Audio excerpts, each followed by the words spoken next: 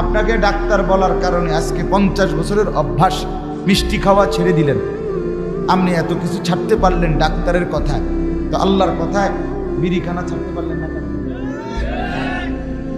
আল্লাহর কথায় টেলিভিশন দেখা, নাচ গান দেখা, পরের নারী দেখা ছাড়তে পারলেন না কেন? কথা বলেন, কারণটা কি?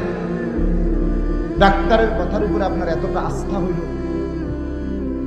হ্যাঁ, আমার একজন পরিচিত লোক, আত্মীয়, ওনার পেটে একটু অসুস্থতা, ডাক্তারে বলছে গরুর গোশত খাইতে না। ওই গতকালকে আমার সাথে খাইতে বসছিল, খানার সময় ভুলে ওনার পেটে 2 টুকরা গোশত দিয়া লাইছে।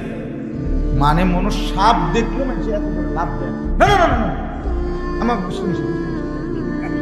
এইভাবে ফাল দিয়ে উঠছে। তাহলে একজন ডাক্তারের কথার উপরে আপনি এভাবে ফাল দিলেন? কথা বলেন, শুধু উনি না, আমরা সবাই। তাহলে সেটা আমি এতটা বুঝলাম, আল্লাহর কথা কেন বুঝলাম না? আখেরাতের কথা কেন বুঝলাম? মূল কথা হইল আল্লাহর কথা, আখেরাত আমার দিলে নাই।